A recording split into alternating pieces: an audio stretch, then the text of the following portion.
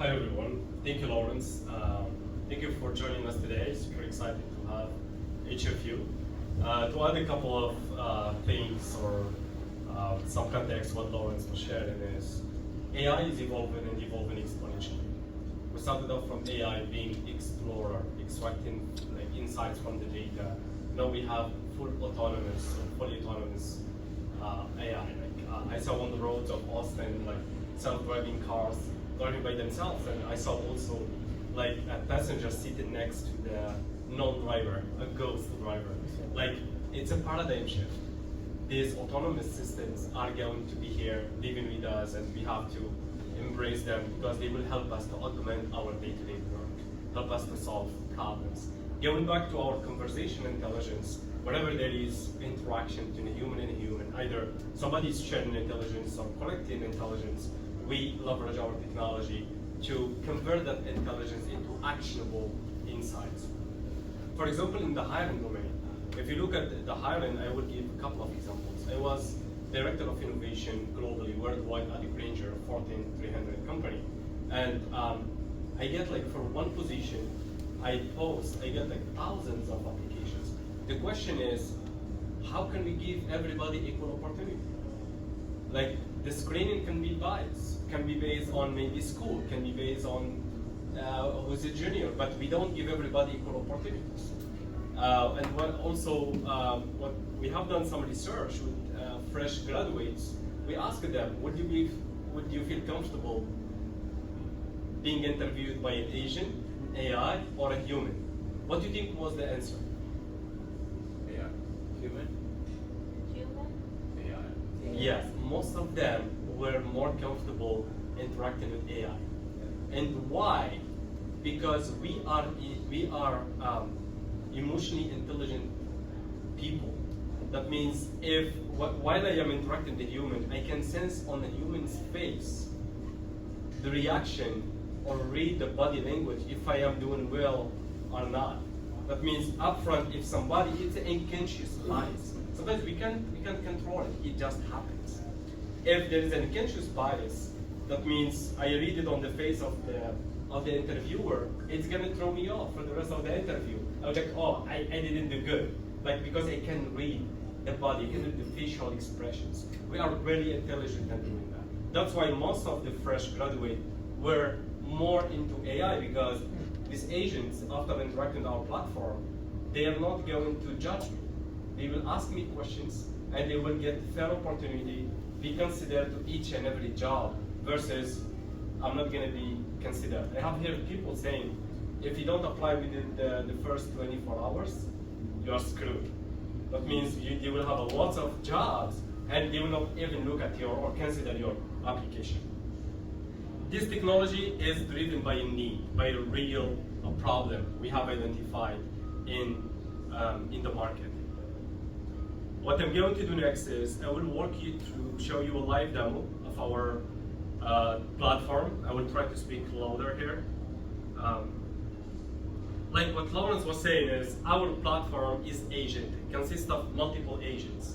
Think of these agents as autonomous AI entities. The difference between, for example, the ChatGPT. ChatGPT, it's a human augmented. You go to ChatGPT, you ask questions, you get answers, and sometimes you do the prompting to get what you want. ChatGPT is not acting autonomously in making decisions. You can adjust ChatGPT decisions. In the case of agents, these are fully autonomous entities. They make decisions without the intervention of humans. However, the final decision of which one is qualified comes back to the human decision. We'll see now this is just a demo of how our platform works. Imagine I am, for example, a recruiter or a job seeker. I'm looking for a job. When I'm looking for a job, it's better for me to prep with, for example, an agent to get me ready for the job of my dream. That's what I'm going to mimic right now. I'm going to, for example, interact and prep with an agent for my job of dream, or for my dream job. We have a pool of over 150 agents. These agents are equipped with what we call vertical reasoning, that are capable to reason vertically. That means they are expert in this specific domain. For example, in healthcare, we have specialized agents in healthcare. For screening, recruitment, for legal, we have a specific agents specialized in these fields. What we are going to see right now is the SpectraHire, which is our agent specialized in hiring. I will upload my resume. This is my resume. Then I have a job description. For example, I'm applying for staff, data science, customer research and insights. This is a Google position. For example, I am a job seeker. I go online, I find the job description, our job of my dream or my dream job, and they can leverage this platform to prep. Or also as a recruiter, they can create a hiring task, and they send the invite to candidates to attend the interview. I'm going to copy and paste the job description in here, and there is what we call HR notes. Our agents are equipped with in-context learning. They are capable to learn on the fly. That means they can adapt to local policies, regulations, or any details that the HR person can feed into the agent. For example, some companies, Google, they have different internal policies when it comes to hiring than Amazon or other companies. For example, I will tell the agent here, ask short and direct questions, but it could be anything. Like the HR person can add notes or keep it empty. Now we have what we call templates. Our agents are hyper-personalized. What does it mean is I am an HR professional, I define the dynamic of the interview. What is my end goal? What I want to extract from the interview? For example, the location of the candidate. Is the candidate open to relocate? What is the salary expectation? Like a basic technical knowledge or advanced technical check as well. For the matter of getting this quickly, I will do the template for 7 minutes. This is how the template looks like. For example, introduction, like questions from the resume. This could be defined by HR professional. It could be also just used from the pre-existing template. We will start the interview. Before getting started, I would like to highlight also our interviews are multi-modal. That means the agent is capable of looking at me, analyzing my behavior, and also can screen if I am reading from side screen, somebody's helping me, or I am like there is a site. Nowadays there are applications that help people to cheat for the interviews. That's why our technology is multi-modal, leveraging the camera to analyze that.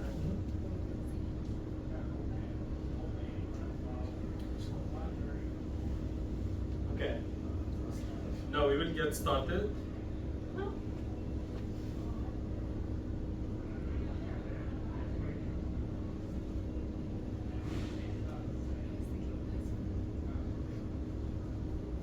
Hi, Dr. Bousetouane.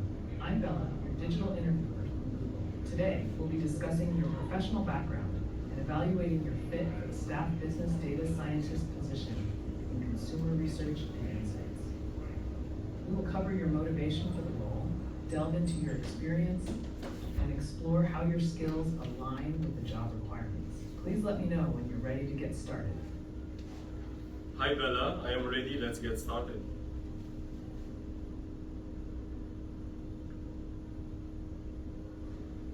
Great.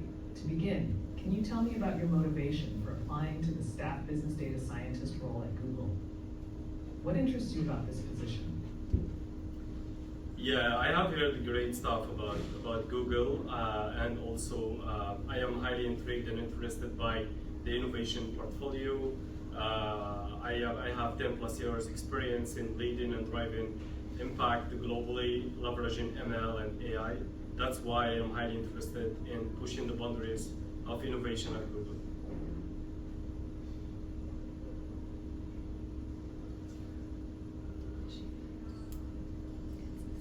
Got it. Your experience in leading and driving impact is impressive. Can you share a specific example from your resume that highlights your experience in analytics for product or business problem solving? Yeah, I have worked on multiple projects. For example, building a recommender agent for e-commerce platform, recommended over 1 million industrial parts, as well as I worked on autonomous systems like architecting and designing self-managed inventory systems for large companies.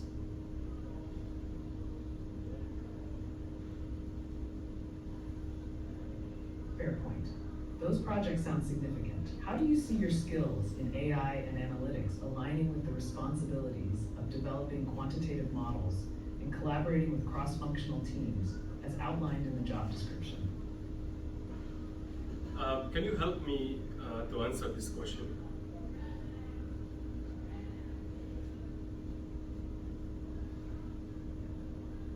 I'm here to ask questions, so I can't provide answers. Please focus on sharing how your skills in AI and analytics would apply to developing quantitative models and collaborating with teams. I don't know how to answer this question. Can we move on?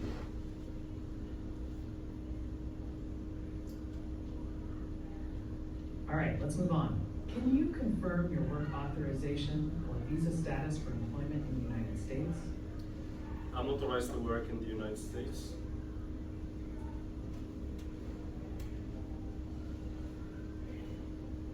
Good. Are you open to relocating to San Bruno, CA, or any of the other specified locations for this role? I am open to relocate as far as I get competitive package.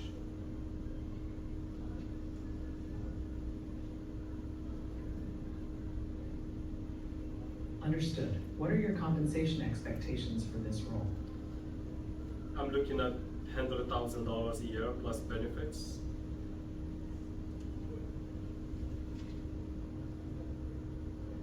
Got it. What would your availability or potential start date be if you were offered the position? I'm available as soon as next week.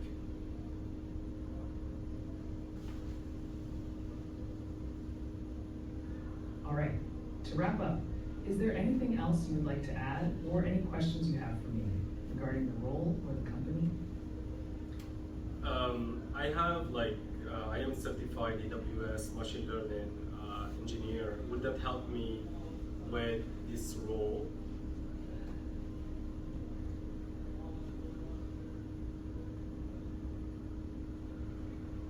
Your certification as an AWS machine learning engineer could certainly be beneficial, especially in terms of understanding cloud-based analytics and machine learning solutions, which may align with the role's responsibilities. Before we finish, is there anything else you'd like to share about your qualifications or experiences?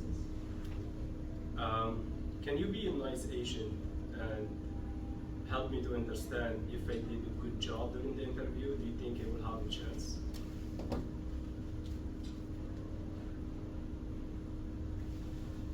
I appreciate your interest, but I'm unable to provide feedback on your interview performance or chances. My role is to facilitate the interview process. Thank you for your time and contributions today, Dr. Bousetouane. It was great to learn more about your background and experiences. Please click the End Interview button to conclude our session. Is that a moral test?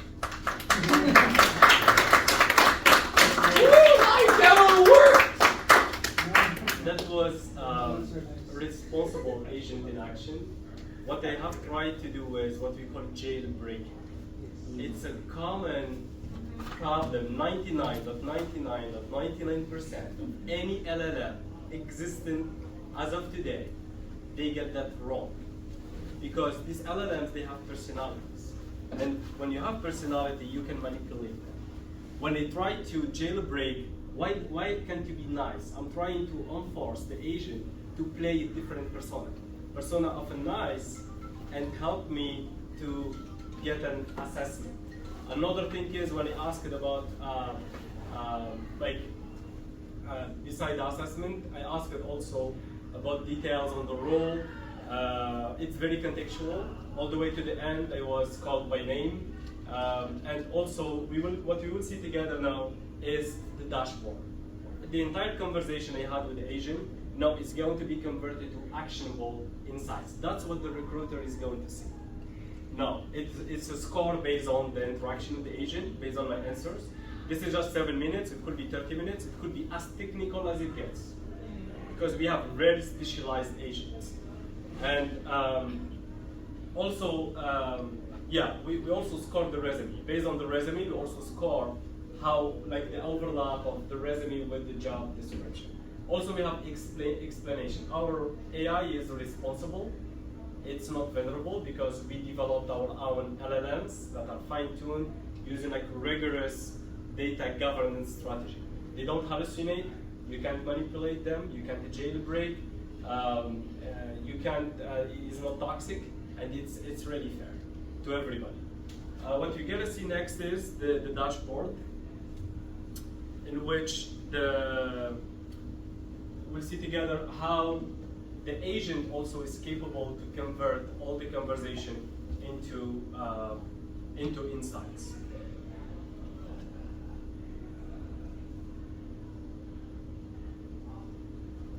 How is everybody feeling so far? We will see the dashboard in a bit. Good? Makes sense? Okay. Questions? Can we have questions? Yes, we can take a question. How do you handle a scenario where the interviewee is also using an AI agent? Oh, agent to agent. Agent to agent, yes. Yeah. Like what I mentioned earlier, we do screen for we have what we call like a judge agent that is running in the background, and if you are reading from another, for example, from an LLM, or you're using a tool, we can identify through psycholinguistics.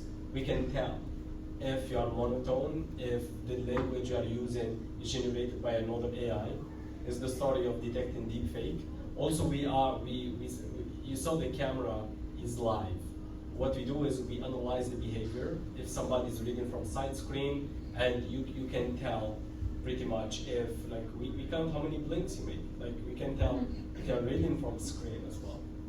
There's another scenario where the guy sitting in front of the camera is one guy, and the guy answering is behind the camera. We track the lips, and we can tell if it's aligned with the words you are saying. We have a really advanced computer vision technology that is powering our platform that screens for all these possibilities. Yes?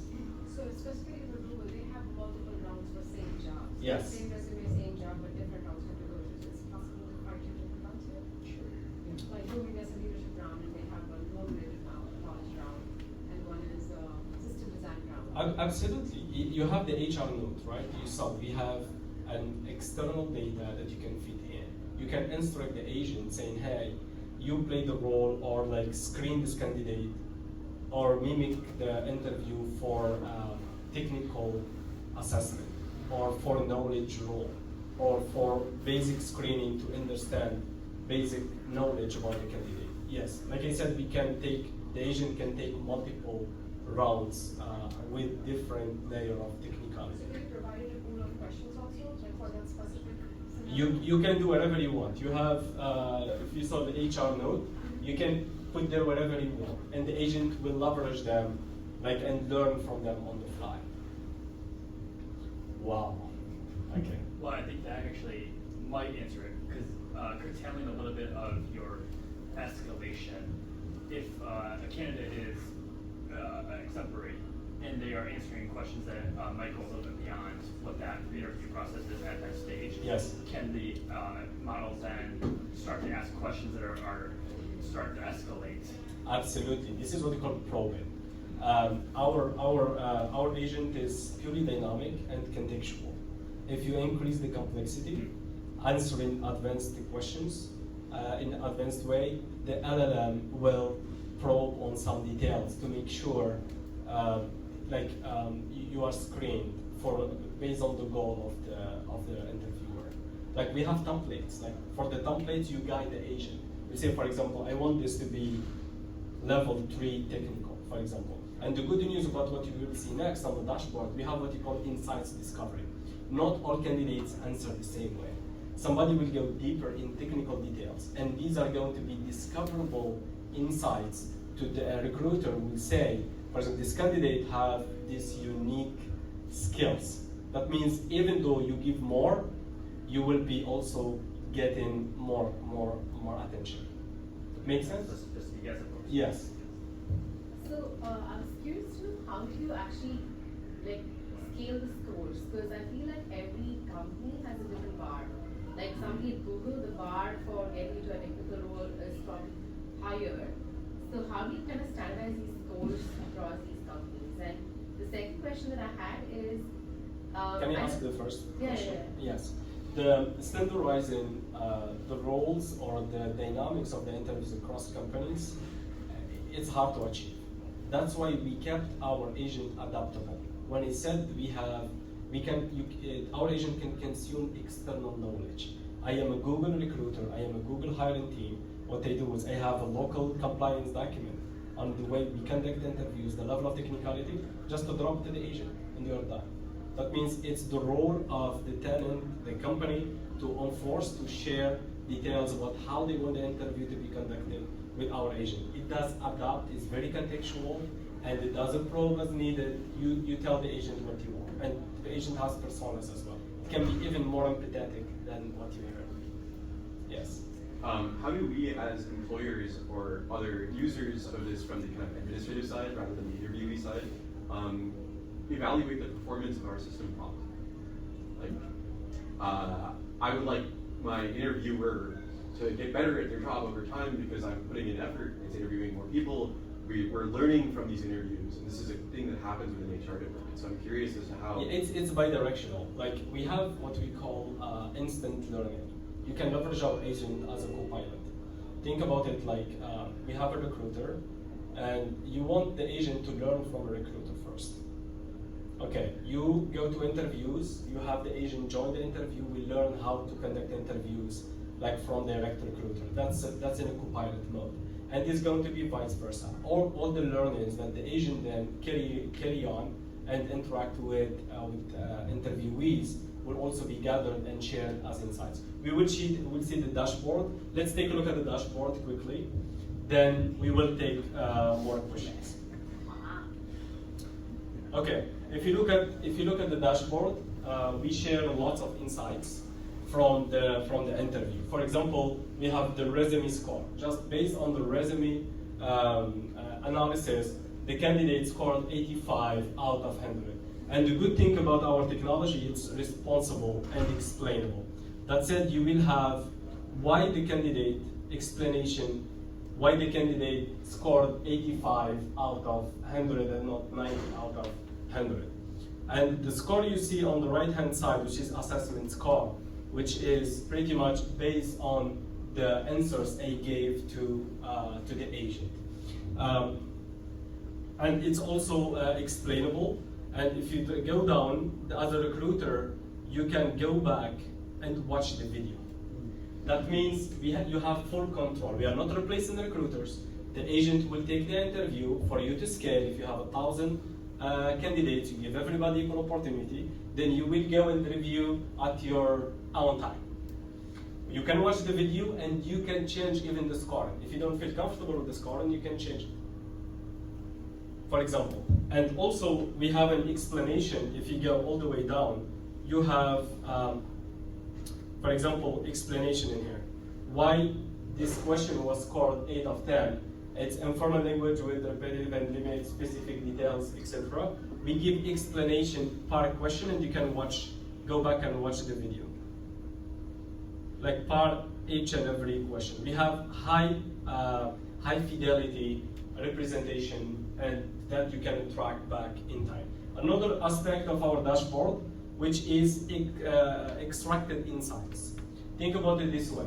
In the first screening of interviews, recruiters talk to candidates. They want to know if they are authorized to work. They want to know how much, if they are open to relocation. They want to know how much money they want to make, etc. All these details, they can enforce it in the template and let the agent do the job, rather than you spending lots of time on basic screening upfront.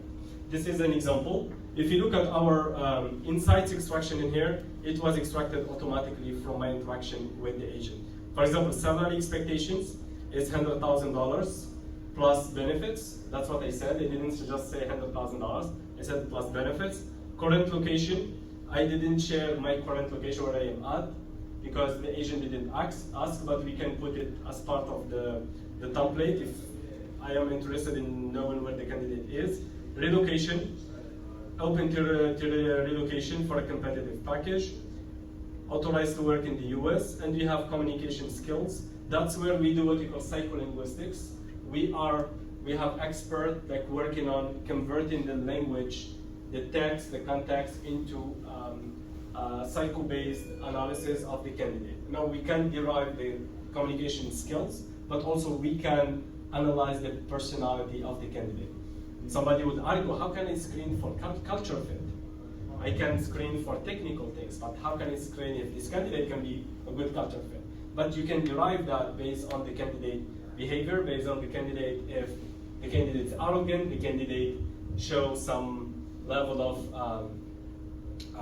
like non-engagement, we can derive all these details.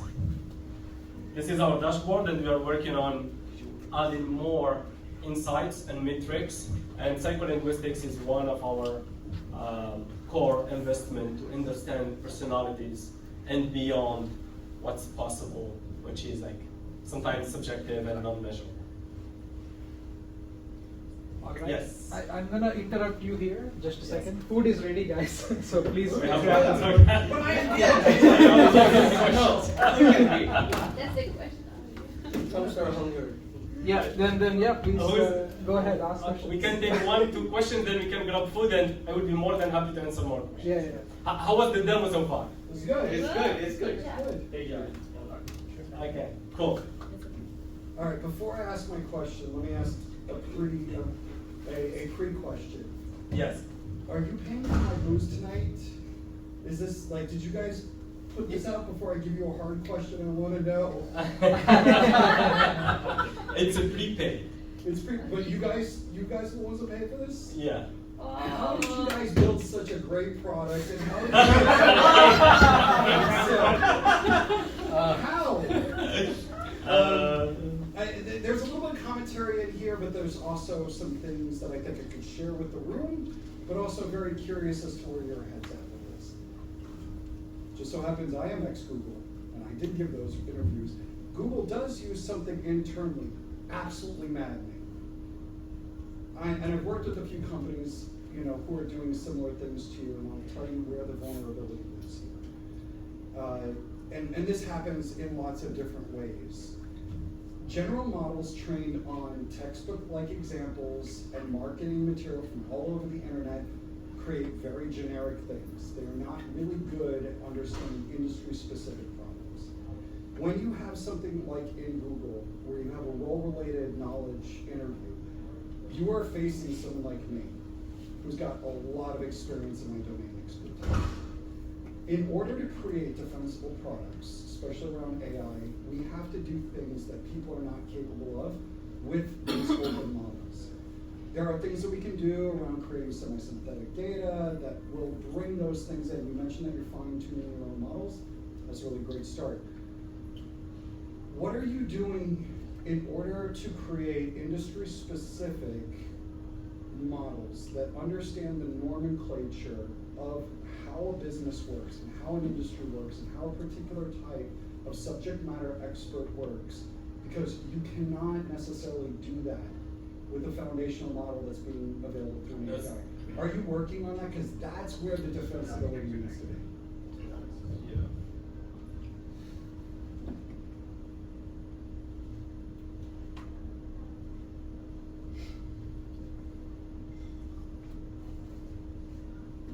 Yeah, this is just a high-level architecture diagram. What we are doing is, our agents are not generic agents, are not general purpose, are not like trained on web scale data similar to OpenAI and other like models. Our agents, like if you look at the agent, what's an agent? Agent is a reasoning engine, an LLM, specialized. Our agents are vertical agents. That means they are specialized in specific domain. how we gather the data, we are partnering closely with some companies, and we have in place model adaptation process with really rigorous curated data, and we have a process in place to transfer that knowledge to fine-tune models. That's how we pretty much build like a specific vertical reasoning engine that each and every agent is leveraging. If you look at our pretty much architecture, what we have here is we have our own LLM, fine-tuned LLM, what you call interview-capable LLM, and that interview-capable LLM is then fine-tuned for each and every niche industry. We have a process in place that is scalable, and we have a team that is curating the data, make sure there is less to none unfairness, toxicity, vulnerability, and you saw it in action. And we are partnering with some companies to gather. Sometimes you don't have access to, it's a private data, right? It's a private data, and you need like really like a tight integration with these companies. And we have NDAs with some companies. I think I can't mention the names, that they are partnering with us to build this interview-capable LLMs with very deep knowledge. In the meantime, like I said, we have like model domain adaptation that is really niche specific. In the meantime, our models are capable of in-context learning. That's what I say. You have the HR node, and you can still reinforce your local knowledge in there. I think you should put that a little bit more in front. It's a really important differentiator that you gotta really highlight. It's a matter of reading the room and answering questions, but thank you for getting there. And we have a patent, by the way. We have we filed a provisional patent, and if you look at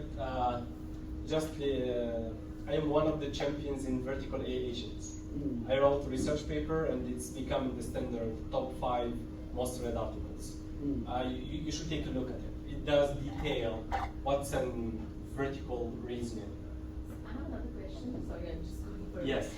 So we are actually solving a similar problem, right? So I work for Microsoft Copilot, just for context, and we actually launched something called Copilot Turing just last month. And we are pretty much building fine-tuned models. So I think this cracks one problem, which is the industry problem. But how do you crack the company knowledge problem? Because how do you scale that? Like for me as Microsoft, for me it's easy to scale because I have the data. So I can scale because I can I can fine-tune my LLM because the data is already in my environment. So I don't really need, like there's no data exfiltration, all of that. So how do you scale this to a large number of customers? Because it's not just the industry specific knowledge, but it's also the company knowledge that is super important for an interview process. Beautiful question. Our platform is an enabler. We are not going to build each and every use case. That means our Spectra, if you look at our technology, Spectra, it is an agent capable to interact, interview, grasp data, evaluate, and generate reports. Now, if there is, like we have a company based in the UAE, they are interested in building medical specific agent. We are not going to go after them to get their data. They will leverage our platform to build their own use case. We are not going to build all use cases across the board. We identified 2-3 use cases in which we are going to, we are building, we are fine-tuning LLMs. Now, if there is another customer, they want to leverage our platform, they can pretty much like leverage our platform to fine-tune and leverage. I think as part of our architecture, we also have a rack. You can just put in your rack. Yeah. So that is your local knowledge. So you plan to ground the company data in your backend somewhere. Correct. So our architecture, can adopt the local rack if you want to. Got it. So you're gonna have fine-tune plus RAG, like both in parallel as data Exactly. providers. Yeah. If it's from McDonald's, probably we don't know all this, data. They can actually. RAG is part of it, but RAG could be not scalable as well. Yeah. That's why I'm talking about more partnership and fine-tuning LLMs. Like we are an enabler. Yeah. We're not going to build all use cases. Like if this is an example, if you are in the healthcare industry, you want to leverage our platform, you will like provide your data. You can create a workflow. We have an interview as a service. Like I think of it a Copilot as a service. You, Microsoft, it's the problem is solving everything for everybody, but we are not doing that. We are building the enablement, then partnering with businesses to build their use case. Lots of questions. Let's grab some food. Then I will be more than happy while you guys are having it. Great questions. Great questions. Thank you.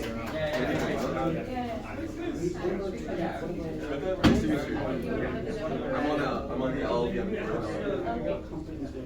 Great work, by the way. Nice to meet you.